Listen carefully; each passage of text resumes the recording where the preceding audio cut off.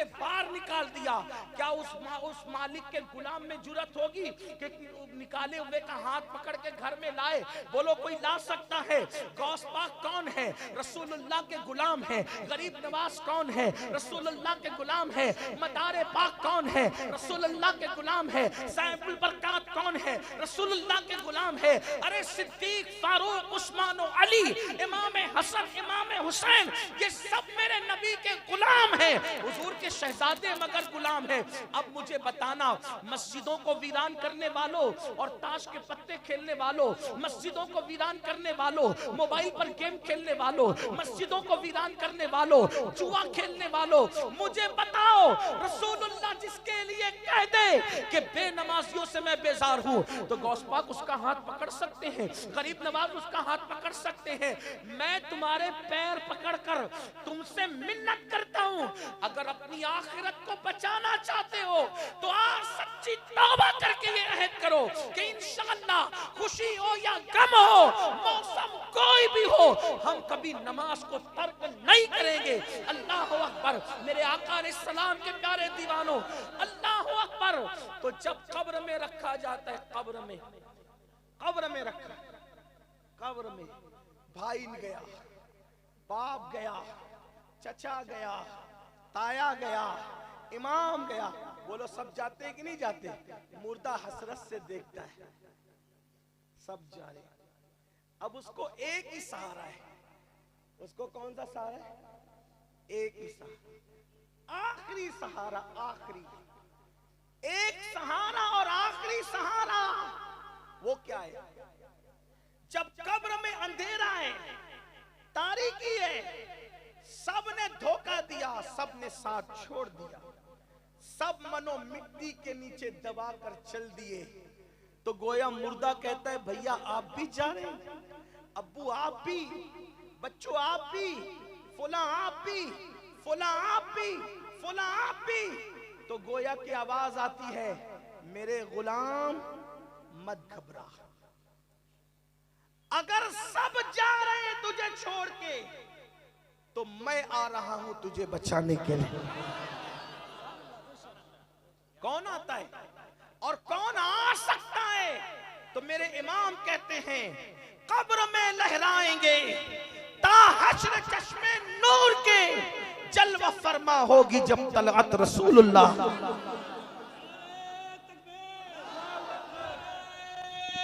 रिसालत उलमाए अहले सुन्नत सैयद अमीनुल कादरी साहब मुंतजिल्लुल आली, आले रसूल, आले रसूल, कादरी दूल्हा, कादरी दूल्हा, उलमाए अहले सुन्नत, उलमाए अहले सुन्नत, नारे तकबीर, नारे रिसालत।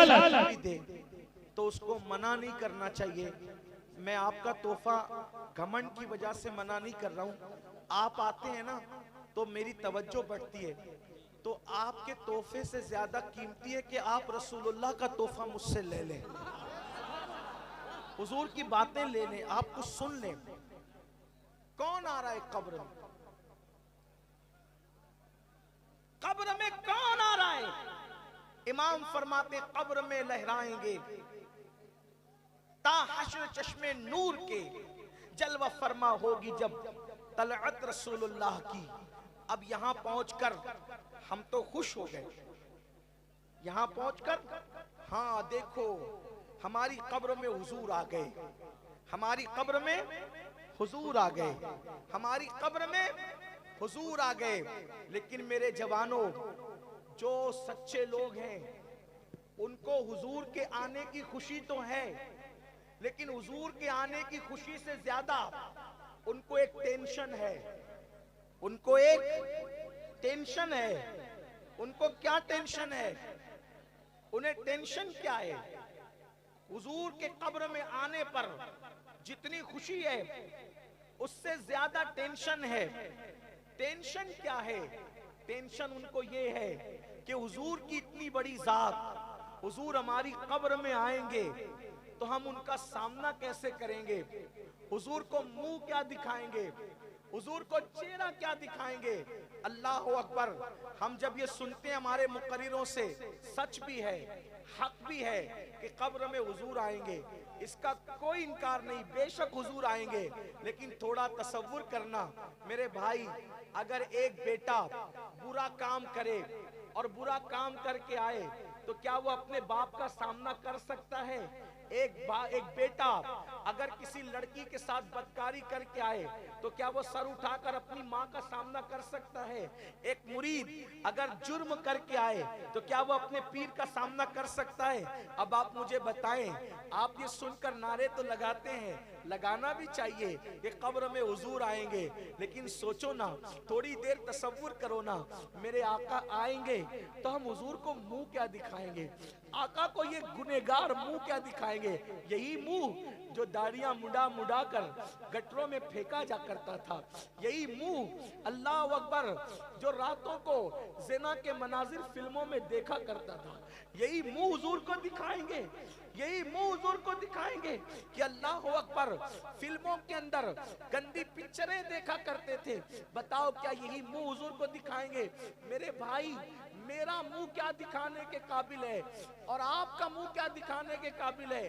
मैं आपको एक वाकया पेश करता हूँ। एक खुश होते होना चाहिए, लेकिन सच्चे आशिकों को एक टेंशन है कि हुजूर आएंगे तो हम हुजूर को मुंह क्या दिखाएं। इस पर एक बात मुझे याद आई। अब आप कहेंगे चले मैं तो गुनहगार हूं, मैं क्या मुंह दिखाऊं? मेरे भाई, मैं और आप क्या, दाता साहब सैयद अली हुजवेरी रहमतुल्लाह अलैह, जिन्हें दाताए हुजवेर कहते हैं, दाता साहब अपनी किताब में लिखते हैं, सैयदना इमाम जाफर सादिक। इमाम जाफर सादिक का नाम सुना? रजब शरीफ की 22 तारीख को आप जिनकी कुंडे की न्यास करते हैं, और उस न्यास की बरकत ये है, उनकी न्यास की बरकत ये है कि उनकी न्यास खाते वक्त कोई सच्चे दिल से सिर्फ नियत कर ले कि अल्लाह मेरा ये काम कर दे, तो आइंदा साल से पहले अल्लाह उसकी मुराद पूरी कर दे। उनके नाम में बरकत कितनी है, इमाम जाफर सादिक। और ये कैसे सैयद है? इमाम जाफर सादिक का शजरे नसब है जाफर सादिक, वो बेटे मोहम्मद बाकिर के, वो बेटे इमाम ज़ैनुल आबिदीन के, वो बेटे इमाम हुसैन के, वो बेटे सैयदा फातिमा और मौला अली के, और सैयदा फातिमा शहजादी है मेरे नबी की। कितना करीबी है ना शजरा नसब। और कितने बड़े इमाम जाफर सादिक। इमाम जाफर सादिक वो इमाम है कि वो लोगों को जन्नत बेचा करते थे। इमाम जाफर सादिक लोगों को जन्नत बेचा करते थे, अल्लाह ने उन्हें ये ताकत दी थी। बल्कि आपको बताऊं, इमाम जाफर सादिक का हाल ये है, एक बार उनका एक पड़ोसी आया, कहने लगा इमाम मैं घर बेचना चाहता हूं, मैं घर बेचना चाहता हूं, आप खरीदोगे? इमाम जाफर सादिक ने मैं खरीदेंगे। कहा कि क्या कीमत दोगे? फरमाया जन्नत में तुम्हें कमरा बेचता हूं, उसके बदले तुम मुझे दुनिया का घर बेच दो।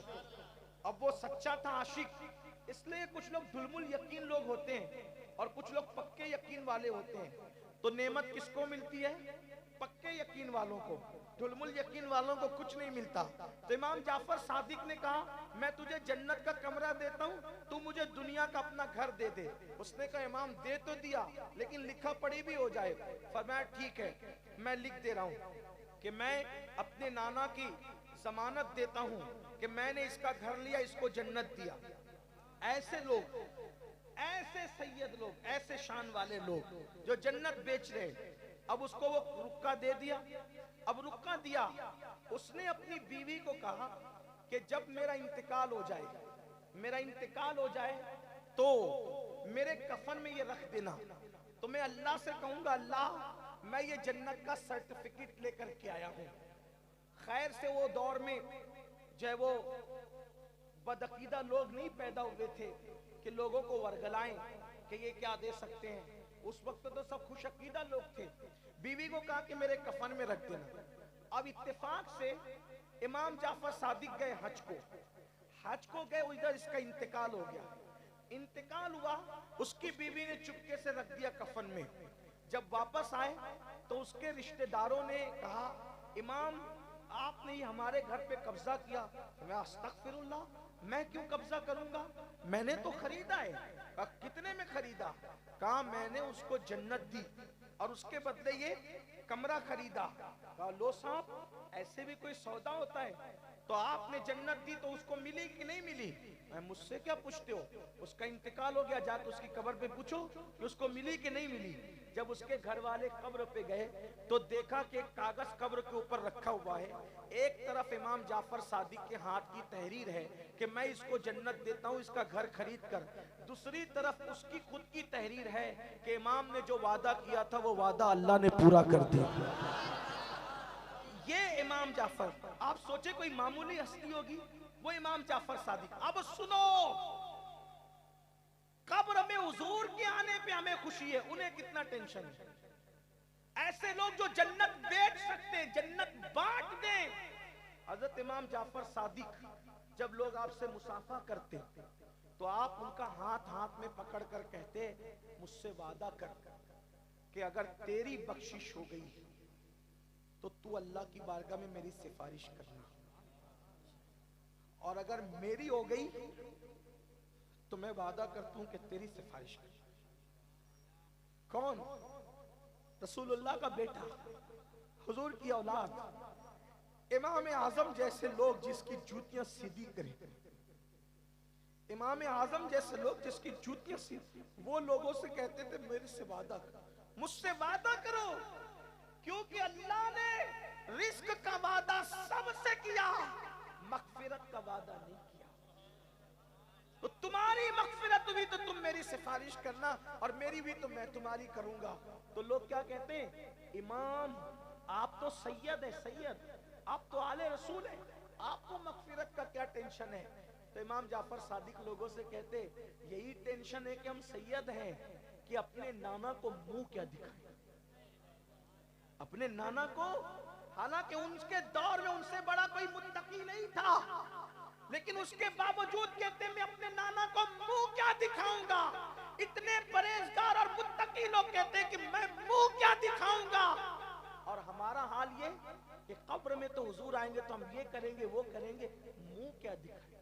मुझे मेरी जमात के, हमारी जमात के एक बहुत बड़े बुजुर्ग ने कहा कि हुजूर मुफ्ती आजम रहमतुल्लाहि ताला अलैह, मुफ्ती आजम को कौन नहीं जानता, कुतुब आलम, अपने दौर के अजीम मुत्तकी आजम, हुजूर ताजुल शरिया का एक शेर उनकी शान में है, मुत्तकी बनकर दिखाए इस जमाने में कोई एक मेरे मुफ्ती आजम का तकवा छोड़कर। उनका तकवा ऐसा था। लेकिन मेरी जमात के एक बहुत बड़े बुजुर्ग ने मुझे बताया एक निजी महफिल में कि हुजूर मुफ्ती आजम को किसी ने कहा कि हुजूर सरकार की सुनहरी जालियां कितनी खूबसूरत है ना, आका की सुनहरी जालियां कितनी हसीन है ना। तो हुजूर मुफ्ती आजम ने कहा, हाँ मैंने भी सुना है कि हुजूर की जालियां बहुत खूबसूरत है। तो सवाल करने वाले ने कहा, हजरत आप तो 2 मरतबा मदीना शरीफ गए, आप तो 2 मरतबा मदीना शरीफ गए, और कई कई दिन तक आपने क़याम किया, कई कई हफ्तों तक आपने क़याम किया, और आप कहते हैं कि मैंने भी सुना है कि हुजूर की जालियां बहुत खूबसूरत है। तो मुफ्ती आजम फरमाते हैं, हाँ मैं मदीने तो गया था, लेकिन सुनहरी जालियों के सामने मेरी जाने की हिम्मत नहीं हुई कि मैं हुजूर को मुंह क्या दिखाऊंगा, हुजूर को मुंह क्या दिखाऊंगा। सोचो, जो सुनहरी जालियों के पास मुंह दिखाने की हिम्मत न करे, ऐसे मुत्तकी लोग, हम जैसे पापी कब्र में हुजूर को क्या मुंह दिखाएंगे, दाढ़ी मुंडा के हुजूर को मुंह क्या दिखाएंगे, नमाजें छोड़ के हुजूर को मुंह क्या दिखाएंगे, झूठ बोलते हुजूर को मुंह क्या दिखाएंगे, खड़े खड़े पेशाब फिरते हुजूर को मुंह क्या दिखाएंगे, शराब पीते हुजूर को मुंह क्या दिखाएंगे। अल्लाह अकबर। हजरत पीर नसीरुद्दीन नसीर का ये शेर मुझे बहुत पसंद है। वो कहते हैं, शर्मेसियां से नहीं सामने जाया जाता, शर्मेसियां से नहीं सामने जाया जाता, ये भी क्या कम है तेरे शहर में आए हुए हैं। डॉक्टर इकबाल से किसी ने कहा था, इकबाल तुम जर्मनी और बर्तानिया तक के दौरे करते हो, मदीने क्यों नहीं जाते। इकबाल ने कहा था, जा सकता हूँ, दौलत भी है, पैसे भी है, वसाइल भी है, जा सकता हूँ, लेकिन हिम्मत नहीं होती कि मैं अपने नबी को मुंह क्या दिखाऊंगा। क्यों? जिगर मुरादाबादी कहते हैं नाजुक है बहुत गैरते सुल्तान मदीना। आका कब्र में आए, कब आए? जब सब छोड़ के चले गए आए। और अल्लाह न करे, अल्लाह वो दिन किसी दुश्मन को न दिखाए। मैं दुआ करता हूँ अल्लाह किसी दुश्मन को वो दिन न दिखाए। हुजूर कब्र में आए, सामना हुआ और आका ने चेहरा देखा, अच्छा तू है।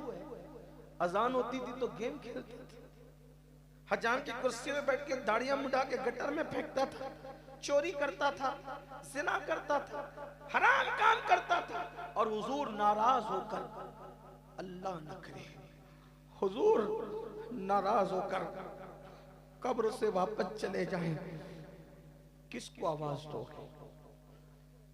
किसको मदद के लिए पुकारोगे? अल्लाह नाराज हो जाए, हुजूर के वसीले से खुदा को मना सकते, लेकिन हुजूर नाराज होके जाए तो कहां जाओ? किसको पुकारोगे? आज ले उनकी पनाह, आज मदद मांग उनसे, फिर न मानेंगे क़यामत में अगर मान गया। आज हुजूर की रजा की फिक्र करो। घर का पूरा माहौल काफिरों की तरह बना लिया, यहूद और नसारा की तरह बना लिया, नापाक फिर रहे हैं। हदीस पाक का मफहूम है कि जो नापाक रहेगा जब उसको मौत आएगी तो मरते वक्त उसका ईमान छीन लिया जाएगा। अजान होती है, अजान का जवाब नहीं देते, अजान होती है बातचीत में लगे रहते हैं। हदीस पाक का मफहूम है जो अजान को सुने और चुप न रहे, दुनिया की बातें करे, अजान का जवाब न दे, डर है जब मरेगा तो वो काफिर होके मरेगा।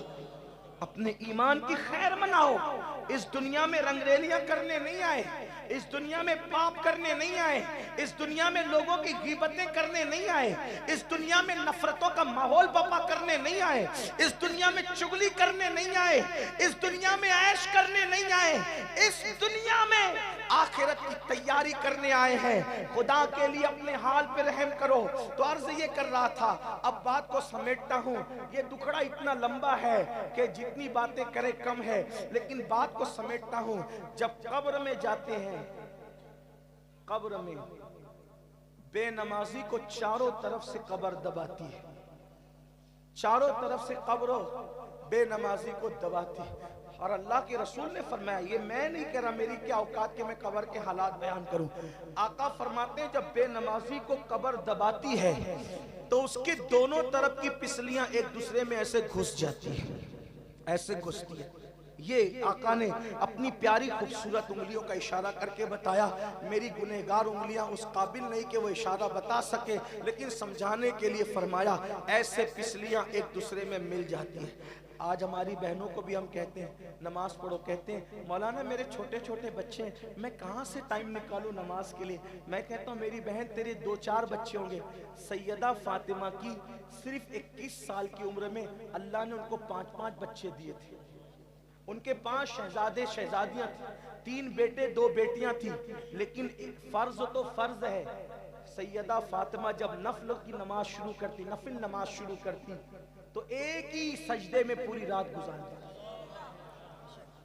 आज औरतों को भी ये शौक हो गया, कानों में ईयरफोन लगा रही है, रोटी पका रही, कानों में ईयरफोन लगा रही, गाने सुन रही, कपड़े। हंसने की बात नहीं है, अपनी जहन्नम तैयार कर रहे हो अगर ऐसा कर रहे हो तो। और सैयदा फातिमा क्या करती, चक्की चला रही है तो तिलावत कर रही, चक्की चलाते हुए तिलावत कर रही, खाना पकाते हुए तिलावत कर रही, बच्चों के कपड़े धुल रही है तो तिलावत कर रही है, बच्चों को लोरियां दे रही है तो तिलावत कर रही है। गोया कि अल्लाह की इबादत इबादत इबादत। उन्होंने दुनिया की हकीकत को समझा था, हम इसके चक्कर में फंस गए। कब्र में ये होता है, पिसलियां टूट जाती हैं। और मेरे आका फरमाते हैं बेनमाजी पर 99 सांप मुसल्लत किए जाते हैं। कितने सांप? 99 90 पर 9, 99 सांप मुसल्लत। और उसमें एक एक सांप इतना ताकत वाला है, ये कहानी किस्सा नहीं, हुजूर की हदीस है। एक एक सांप इतनी ताकत वाला है कि अगर वो पहाड़ पे डंक मारे तो पहाड़ रेजा रेजा हो जाए। एक सांप इतनी ताकत वाला है, अगर वो फुनकार दे तो उसकी गर्मी से सारे इंसान मर जाएं। ऐसे ताकतवर 99 सांप उस बेनमाजी की कब्र में मुसल्लत किए जाते हैं। फजर नहीं पड़ा था तो जोहर तक डसते रहेंगे, जोहर नहीं पड़ा था तो असर तक डसते रहेंगे, असर नहीं पड़ा था तो मगरिब तक डसते रहेंगे, मगरिब नहीं पड़ा था तो इशा तक डसते रहेंगे, इशा नहीं पड़ा था तो फजर तक डसते रहेंगे। है ताकत। अपने खेत का सांप डस ले तो तड़पते हो इतना। वो कब्र का सांप जिसको अल्लाह ने मुसल्लत किया है, वहां तो ना मर सकते हैं ना जी सकते हैं। वहां की तड़प क्या होगी? वहां कौन इंजेक्शन देगा? वहां कौन मरहम रखेगा? वहां कौन पट्टी बांधेगा? कोई नहीं। वहां तो तड़प और तड़प होगी। उस वक्त तो लोग तमन्ना करेंगे, ए अल्लाह एक बार मुझे दुनिया में भेज दे, इतनी नेकी करूंगा कि कभी सोऊंगा भी नहीं, कभी गफलत भी नहीं करूंगा। निदा आएगी, बंदे जब मैंने तुझे जिंदगी दी थी तो तूने दुनिया की मोहब्बत में उसको गंवा दिया, इसलिए एक एक लम्हे की कद्र करो। लोगों को पूछो क्रिकेट क्यों देख रहे हो, तो कहते मौलाना टाइम पास कर रहे हैं। Time pass? इतना टाइम आ गया आपके पास, क्या आप टाइम पास कर रहे हो? अरे नादान, यहाँ तो एक एक लम्हा कम है आखिरत के लिए, एक एक लम्हा कम है नेकी इकट्ठा करने के लिए, एक एक लम्हा कम है सवाब इकट्ठा करने के लिए। और वो मेरे जवान अगर ये सोचते होंगे यार ये तो मौलवियों की बातें, मेरे भाई याद रखना कोई मौलवियों की बातें नहीं है, ये तो मौला मुस्तफा जाने रहमत की बातें हैं। आप जानते हैं कब्र का हाल क्या है? आइए एक बात सुने, बात इख्तिताम को पहुंचती है। फिर उसके बाद एक मर्तबा हजरत सईद इब्ने मुसय्यिब कहते हैं, सईद इब्ने मुसय्यिब कहते हैं, ये मशहूर ताबई हैं, फरमाते हैं कि मैं मौलाए कायनात सैयदना अली के साथ एक मर्तबा कब्रिस्तान गया। जब मैं कब्रिस्तान पहुंचा अली पाक के साथ, तो मौला अली ने कब्र वालों को सलाम किया। अब कब्र वालों को सलाम करें तो कब्र वाले जवाब देते हैं। एक बात ये भी आपसे अर्ज करूं, मैं अपने उन्वान से हटा नहीं हूं, लेकिन एक बात कहूं, आजकल कुछ लोग ऐसे भी हैं जो लोगों में फिरका पैदा करते हैं, फितना पैदा करते हैं। नबी तो जिंदा नहीं है, वली तो जिंदा नहीं है, ये तो नहीं सुन रहे हैं, वो तो मर के मिट्टी में, ऐसे शैतानी बात करते हैं। मैं आपको कुछ नहीं कहता, एक बात कहता हूं, देखो बेनमाजी, अभी आपने हदीस सुनी, मैंने पढ़ी, ये हदीस सब फिरकों के लोग पढ़ते हैं। जो मैंने पढ़ी ना कि बेनमाजी अगर फजर नहीं पड़ेगा तो वो सांप कब तक डसेंगे उसको, जोर नहीं पड़ेगा तो कब तक डसेंगे, असर नहीं पड़ेगा तो कब तक डसेंगे, मगरिब नहीं पड़ेगा तो कब तक डसेंगे, इशा नहीं पड़ेगा तो कब तक डसेंगे, और ये सिलसिला कब तक जारी रहेगा? कयामत तक जाए। बोलो ये हदीस सब, इसमें किसी का इख्तिलाफ नहीं, इसको सुन्नी भी मान रहा है, शिया भी मान रहा है, देवबंदी मान रहा है, वहाबी भी सब मान रहे, सब फिरके के लोग इसको मान रहे, किसी को इनकार नहीं। अब आपसे पूछता हूं, वो जो बेनमाजी है उसको जो कयामत तक जो सांप डस रहे, तो किसको डस रहे हैं? मिट्टी को डस रहे हैं, पत्थर को डस रहे हैं, या इंसान को डस रहे हैं? किसको डस रहे हैं? अगर मिट्टी को, कब्र की मिट्टी को डस रहे तब तो आदमी उछल कूद करेगा कि गुनाह मैं करूं, अजाब कौन भुगते? कब्र की मिट्टी, तो अजाब कौन उठाएगा मेरे भाई? कौन उठाएगा? इंसान उठाएगा। तो बताइए, जब बेनमाजी को वो सांप डस रहा है, तो बेनमाजी कयामत तक अपनी कब्र में है कि नहीं है? बोलो भाई, बात समझ में आती है कि नहीं? है कि नहीं है? अच्छा, कब्र में जिंदा है कि मुर्दा है? भाई जिंदा है तभी तो तकलीफ हो रही है, अगर मुर्दा होता तो तकलीफ क्यों होती? तो जब अब वो नजर आए तो भी है और नजर नहीं आए तो भी है। तो अरे नादान, जब बेनमाजी कयामत तक अपनी कब्र में जिंदा है अजाब उठाने के लिए, तो इशा के वजू से जिसने 40 साल तक फजर की नमाज पढ़ी, वो मेरा गौसे आजम कब्र में जिंदा क्यों नहीं हो सकता? रिसालत उलमाए अहले सुन्नत फैजाने हुजूर आला हजरत, नारे तकबीर, औलादे रसूल, कादरी दूल्हा, नारे तकबीर। हैरत की बात है, लोग बेनमाजी को तो कब्र में मान रहे हैं और वलियों को मिट्टी का ढेर कह रहे हैं। बताओ ये उनकी दोगली पॉलिसी है कि नहीं है, लेकिन हम सुन्नी ईमान वाले बेनमाजियों को भी जिंदा मानते हैं और अल्लाह के वलियों को भी जिंदा मानते हैं। फर्क ये है, गुनहगार अजाब उठा रहा है, नेकोकार जन्नत की नेमतों से लुत्फ उठा रहे हैं। ये बात है। अब न कहना कि नबी मर के मिट्टी में मिल गए। अरे आम इंसान मर के मिट्टी में, काफिर को जला दिया जाता है फिर भी वो मिट्टी में नहीं मिलता। भाई वो मिट्टी में मिल गया तो अजाब किस पे हो रहा है? आप कहेंगे उसको तो जला के राख बहा दी गई, तेरी नजर में बहा दी गई। मेरे अल्लाह की शान ये है, अल्लाह जब चाहे, जिसे चाहे, जैसे चाहे वो जिंदा फरमा सकता, जिंदा कर। इसलिए अकीदा भी दुरुस्त रखो, अकीदे की भी हिफाजत करो। ऐसे नहीं कि जो जैसे बोल दिया उसके पीछे चल पड़ो ना। अकीदा गौसे आजम वाला चाहिए, अकीदा गरीब नवाज वाला चाहिए, अकीदा साबिर पाक वाला चाहिए, अकीदा मखदूम अशरफ जहांगीर सिमनानी वाला चाहिए, अकीदा महबूब इलाही वाला चाहिए, अकीदा मदार पाक वाला चाहिए, अकीदा वारिसे देवा वाला चाहिए। और ये सारे अकीदों को 14वीं सदी में जिसने बयान किया वो अकीदा इमाम अहमद रजा का अकीदा है। और वो अकीदा है, तू जिंदा है वल्ला, तू जिंदा है वल्ला, मेरे चश्मे आलम से छुप जाने वाला। नारे तकबीर, नारे रिसालत, शहजादे गौसे आजम, नवासे रसूल। इसलिए अजाब बेनमाजी पे होते, शराबी पे भी होते और सब पे होते। तो मौलाए कायनात के बारे में सईद इब्ने मुसय्यब कहते हैं कि मैं मौला अली के साथ कब्रिस्तान गया, आपने कब्र वालों को सलाम किया। हम भी करते हैं, वो लोग करते हैं, करते हैं। यहाँ भी एक मसला, लोग झगड़ते हैं, मैं कहता हूँ यार झगड़ने मत झगड़ा करो, झगड़ने का वक्त नहीं है, इत्तेहाद का वक्त। कौम को क्यों लड़ाते हो उल्टी सुल्टी बात करके? मत लड़ाओ। आसान आसान बातें, समझने की बातें, बिल्कुल लॉजिक है। अल्लाह ने अकल दिए, लोग पढ़े लिखे समझ सकते हैं। मुनाजरा किस पे हो रहा है? कहा तुम यहाँ यूपी से सलाम पढ़ते हो तो हुजूर वहां से नहीं सुनते। मैं कहा ये कोई बात है लड़ने की? कौम को कुरान और हदीस पे मुत्तफिक करो, मुत्तहिद करो। सहाबा और अहले बैत के अकीदे पे लोगों को मुत्तहिद करो, असलाफ के अकीदे। ये क्या नबी सलाम नहीं सुनते? अल्लाह के बंदो, आसान बात। आपके गांव का नाम क्या है? गुनारा, गुनारा गांव, गुनारा जलालाबाद, यूपी, लखनऊ, कुछ भी आप ले लें। कितना बड़ा कब्रिस्तान है आपका? 2 बीघा 4 बीघा पर जितना भी है, ठीक है। अब आप गेट पे खड़े होते हैं और गेट पे खड़े होकर आप कहते हैं अस्सलाम वालेकुम या अहलल कुबूर। माइक लगाते हो? हैं?